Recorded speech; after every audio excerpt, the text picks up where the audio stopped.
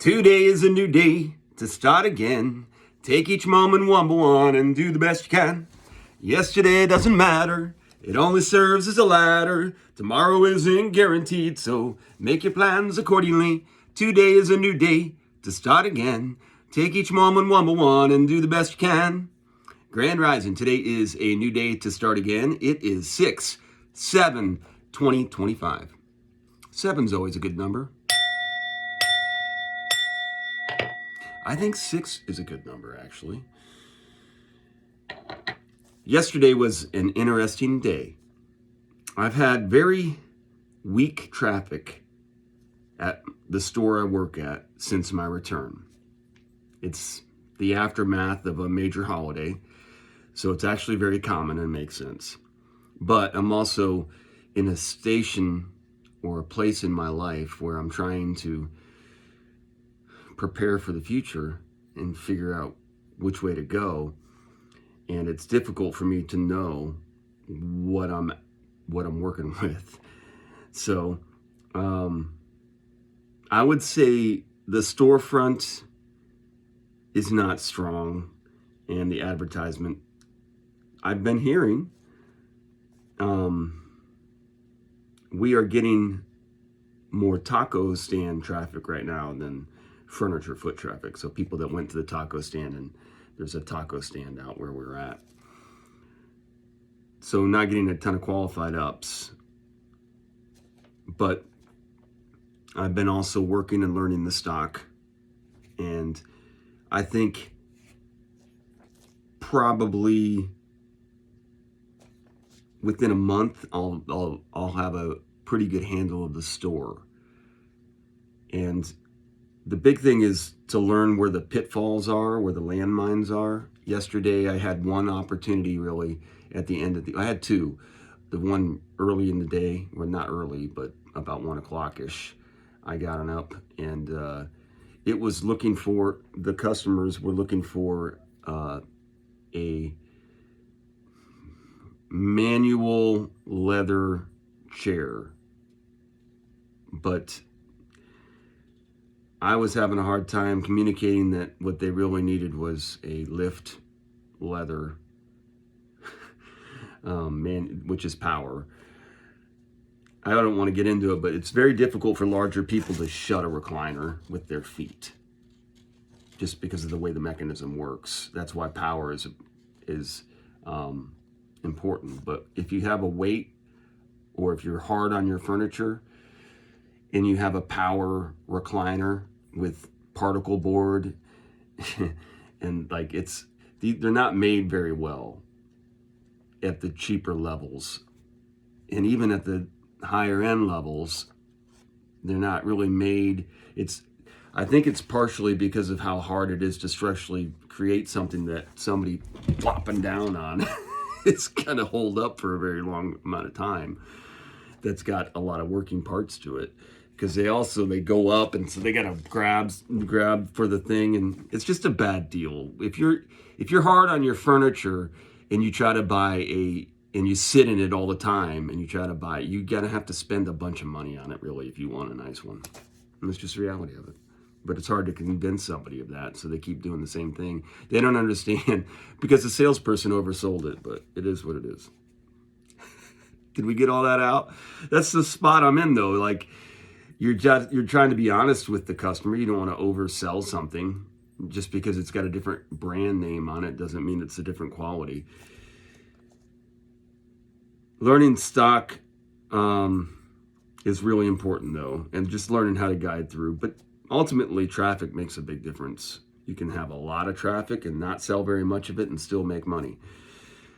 You can have a little traffic and sell all of it and still make money. There's a lot of different ways to skin a cat.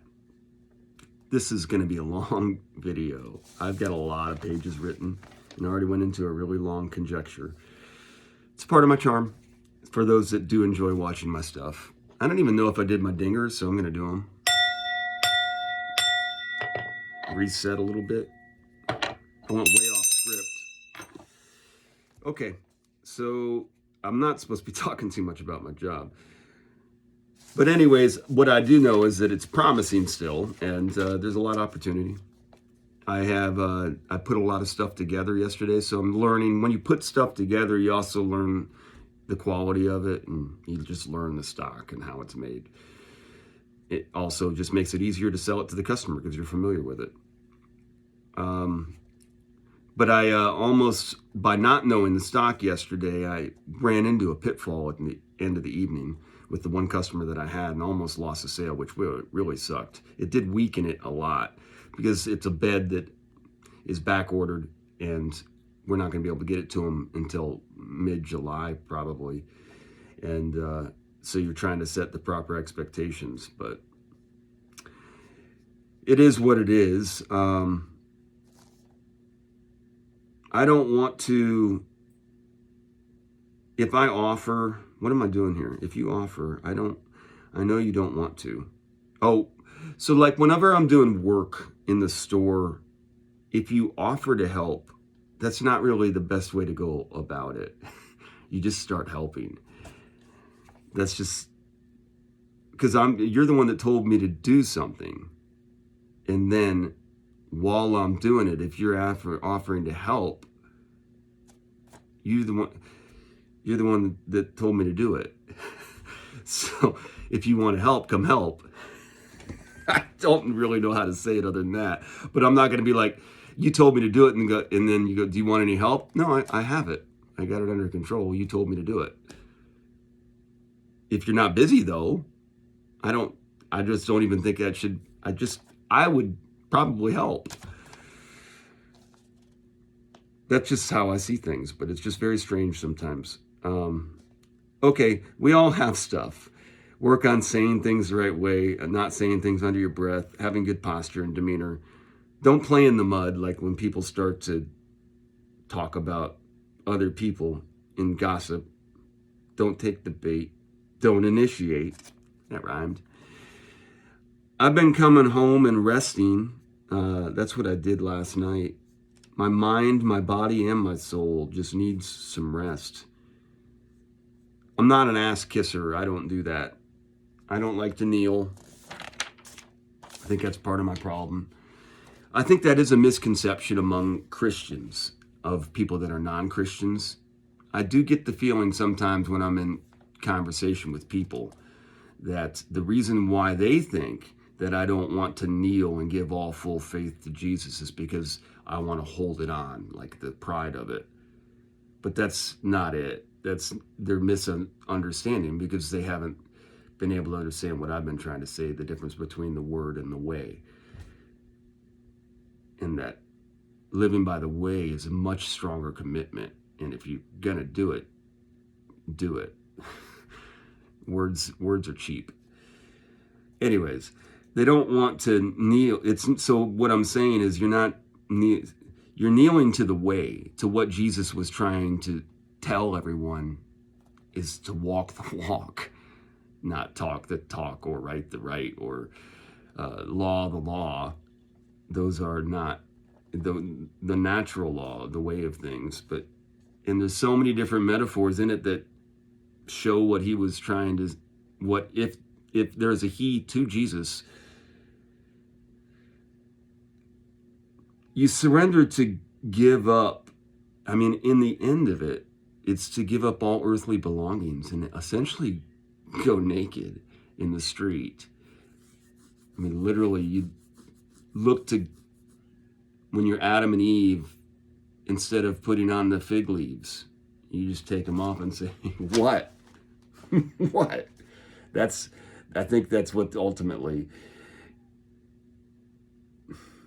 because that whole Adam and Eve story,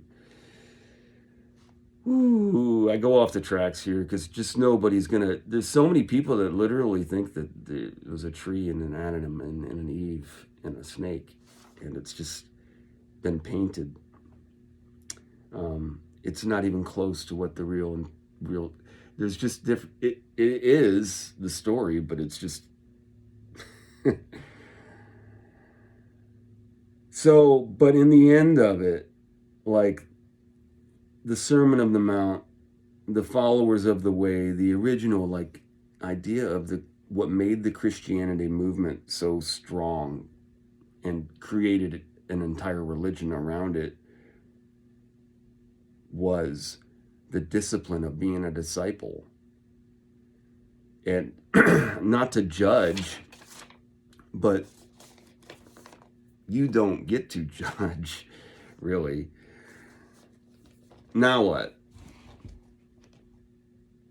So good luck. Go wear that gold cross, and you can go wear it, the cross. Some people have big ones. Some people just really don't even do that. They still dress humbly, but they are very affluent, and they do give their affluency to the grace, and dress appropriate for whatever gathering or church you want to call it. They donate 10%. They're a model citizen. Look me in the eyes. You want to be able, you won't be able to do that very long if you are too affluent. If you listen to me and I speak my truth. I'm pretty intense, and when we get into it, the subject matter, I know typically I can foretell how the conversation will go. So let's just stay in this place where we can live together and prosper. You don't need to know all of my beliefs. We don't need to really discuss it. It doesn't even make a difference, especially on the scale that we're discussing. I'm out here to work to the best of my abilities.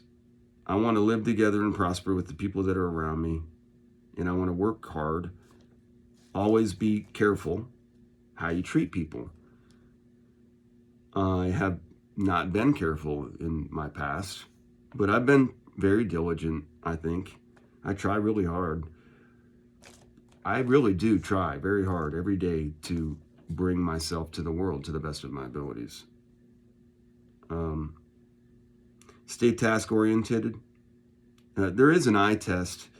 You do know which of your kids are the ones that are initiators, that get up and get stuff done, and you know which ones are lazy.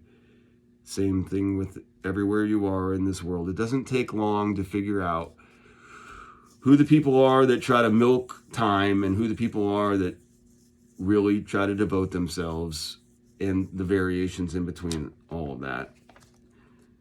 The ones that are dependable, the ones that are hard workers, the ones that you can count on. What if you have a great team? Let's just say you have this great team, like the Pacers, and you get a player that is better than anyone on your team, but they are so good that it actually causes disruption of the actual team. You have this team that's cohesive, that's really going well. And then you get an opportunity to get this player that is observably, generationally, bam, great attitude all the way around.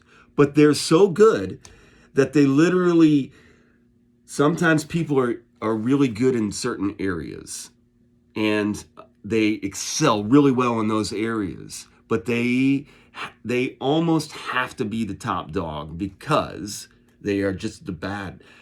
If you put somebody in front of them that they have to look at and say, even at my best, you're better. And not only that, but you're better in every other aspect too. So I have no role here. It can cause disruption to what fuels that person to reach that kind of excelling. So they literally regress. And that regression affects other, and it's so it's interesting. And that's why I say that there's this archetypal nature. That person probably still could, that one that comes in that's so aligned, could go into a different scenario where there is somebody that it's such an excellent hire in one regard that could disrupt that one. Maybe there is a chosen one. I don't know. Why does this happen? It's there are archetypes, skill sets. And as people get into harmony with each other or into chaos, you can kind of categorize how people line up into groups. It just naturally happens. There's a tallest, a second tallest, a third tallest, a fattest, skinniest, a blackest, a whitest, a reddest. There's an A, a B, a C, a D, an E, an F, and it will change according to how similar.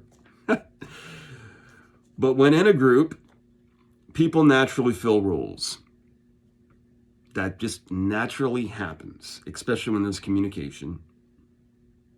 So sometimes you have people that are just naturally good in certain areas, people that need to get better in certain areas because they're the only one to do it, because that's the job that's left for them because they're not excelling in any other area.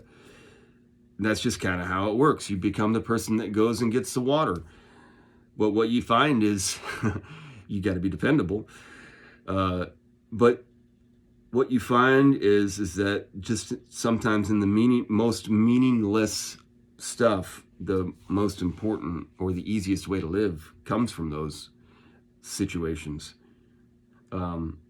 So anyways, like the Pacers, to get to right now, we're on a title run. We're in the championship series, and we won the first game. We have another game tomorrow night. We did rebound really well, but I heard interesting stats on it. It was just because of the way that the game lined up. But I thought that still, I felt like we did get better positioning with our rebounds. A lot of times it's the shots that you take is where, and it's almost like you can see that there's somebody there to rebound, and that's why you shoot. You don't shoot to miss, but if you do miss, you know where to miss. And sometimes people get that close into their, it's almost like a pass. But what I was trying to get into was it is obvious with the Pacers that they need more rebounds. But they only can play 5 players on the floor at one time. And what I would say is what I've watched as watching this team, Naismith is their small forward-ish kind of guy, the guy that plays like the 3 spot. And it's a very strange position because typically you don't get much scoring from that position. Typically it's supposed to be a good back and forth defender, and it's usually a role player type role, but oftentimes one of the most important players. And rebounding is kind of a big area because if you can get good rebounding out of your 3 spot, that helps to offset poor rebounding out of your 4 and 5 spot. So it can help a lot. So we have 2 players that we can play in that spot. We have Naismith, who's one of our best players and shoots the ball really well, but I wouldn't say is the greatest rebounder. It's just because of body frame and type, I think, mostly, and positioning of where he usually typically ends up in the offense and how he plays, he drives. He does catch his own rebounds sometimes, though. He's very good with that. Naismith is very good. Mathurin could develop into a better defender. And probably not defender. Maybe the thing that Naismith did really well is he was going over the top of pick and roll situations and screens, so that he was able to follow his guy really well because he's a little leaner and can kind of skim through places. So that's part of what makes him fluid. But it also he's just not as beefy, so he's not going to get as many rebounds, and we need rebounds. So and Mathurin is one of those guys that I was talking about that on the eye test, you see him on the floor and he checks all of the boxes. He's like, if you have to play somebody at the 3 spot, you play him at the 3 spot. But Naismith's so good, fills the void so well that Mathurin doesn't get as much PT because there's nowhere really for him to play. And he's also rough around the edges. Some people are great organizers. Some people are great communicators. Some people have great analysis skills. And some people are good at all of those. Jack of all trades, master of none. Those are the jokers. And then there's some that are just really good at everything. It's just the way it is. You have a lot of pressure when you're that, though, because you do have to take on a lot of responsibility, which takes away your peace. When I say I want to spread love, that is really what I want to do. And I've really went through difficult circumstances in my life. And I think that what I'm trying to show moving forward is how to just turn lemons into lemonade, even if they're your own lemons. So here's what I'm going to do. I'm going to cast a spell. And where am I at? 6. I want to manifest. My biggest thing that I feel like I'm missing right now is it breaks my heart that I'm not able to contribute more to my daughters. So I want to help them pursue their dreams. They are at a critical stage in their life when they need the opportunity to spread their wings. I want to manifest that all of my talents be harnessed together to create an abundance that will allow my daughters the support from wherever it should come from to work, live, play, and love their lives like I have grown to love mine. They are on the verge, and I have faith. I give myself to the way. I don't hope. I know it to be true.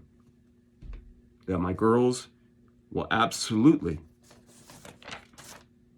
bring a very different flavor to this realm.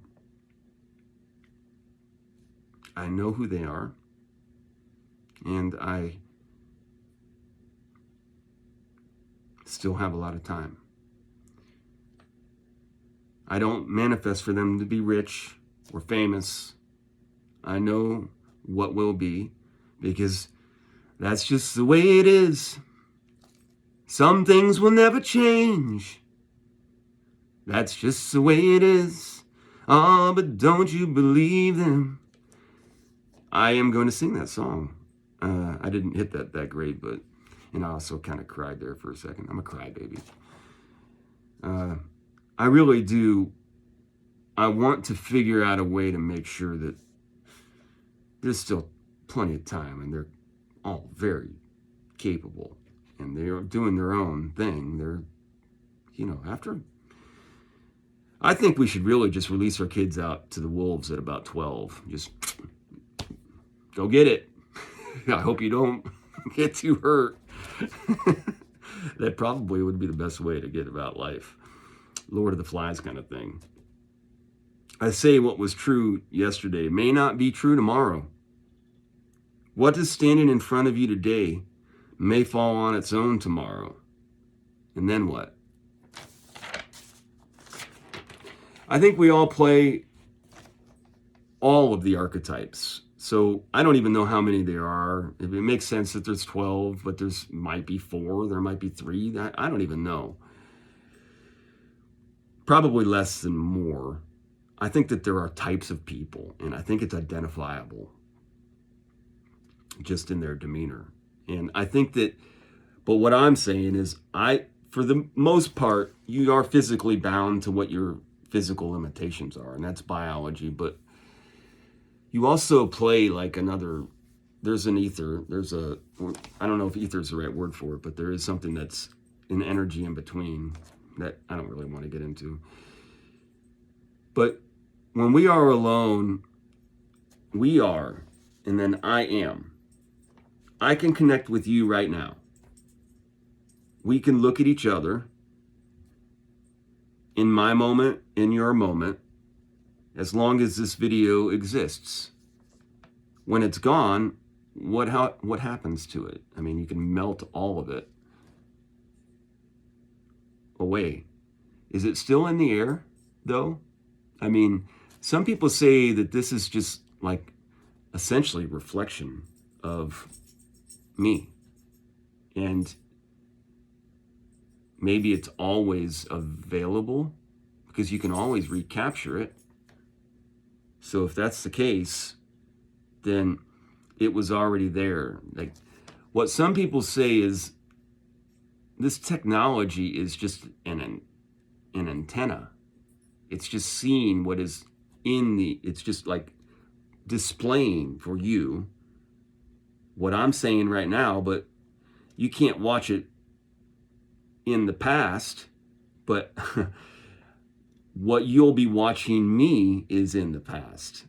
It's very interesting, but it's current right now because we're talking. So what that time exists. So I exist literally, if you watch this 20 years from now, I exist right then. And that's pretty powerful, especially if you have any kind of resonance. So, but it's there. So I already exist 20 years from now.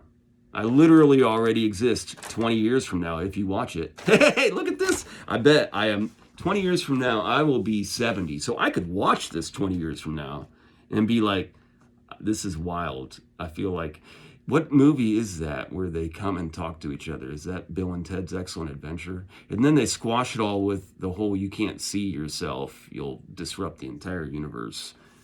I don't know about all that jazz. It is uncomfortable to see yourself, probably. I don't know. I've never really saw myself. This is a weird thing, too, with the whole reflection. Okay, so let's go Saturday karaoke. What are we up to? 26 minutes? I suck so bad at these videos. So I think I manifested what I wanted. Did I finish that out? So I'm going to do my karaoke. I think I am going to sing the Bruce Hornsby and the Range. That's just the way it is. And then I'm going to sing Tears for Fears. Shout, shout, let it all out. I'm a little bit worried about this one, but I'm going to have to put a lot of work into this today because I don't know the words that well. And it's one of those songs that you got to flow with it. And I want to be into it if I'm going to sing it. But I'm going to try to sing Touch of Grey by the Grateful Dead. I'm sorry for all you Deadheads. And then I am going to try to sing Kodachrome by Paul Simon. And I think I got to work on that too. That's not that easy of a song to sing. Sometimes the simple songs are the hardest ones to sing. I keep wanting to make this short and sweet, and this turns into this 27 minutes. I do love passion. I love to see people really invest. I want to inspire that by passionately singing and writing and dancing, and I like this kickboxing thing I've been doing. I like yoga. I'm going to keep doing that. I would like to incorporate golf, but I'm telling you, there's my shoulders, they're just tight, and I'm concerned. I don't want to start hitting golf shots. I suppose I could chip, but I don't want, I want to keep improving. And I know that doing yoga and stretching and all of that is going to keep improving my life. And I'm building my frame up and I'm getting stronger. So I want to keep continuing to do that. I really want to play golf, but golf is very strenuous on your body. And if I have to give up golf so that I can have a long, fruitful life, then I will do that. So that's really where I'm at with this whole thing with my body. And why I keep procrastinating on the golf. So that's what I wanted to do. I really wanted to put intent in this video in the middle of this so that nobody can see it.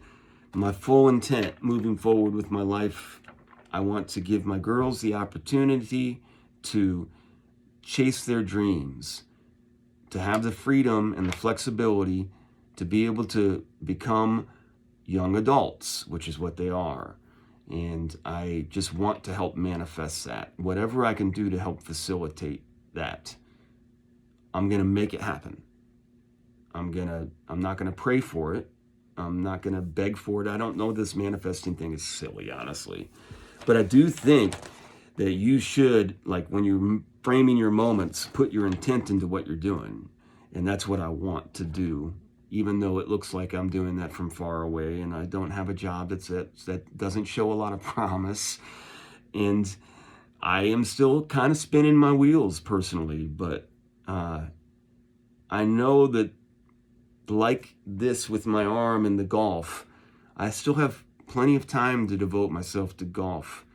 And I think taking proper steps is the right way to do it. I want to make sure that I'm balanced, and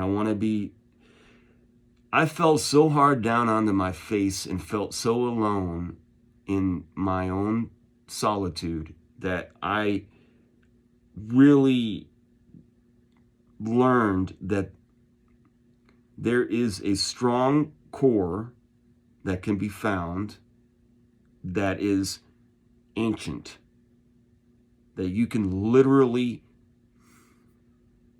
it's like all five senses at once is what I would say it is, but you can't really qualify it together. But you have a knowing. And once you understand that, you do find contentment that there is a way, and you just try to follow that to the best of your ability and fully devote yourself to that and be the change that you seek. You devote yourself. You become a disciple. You walk the walk.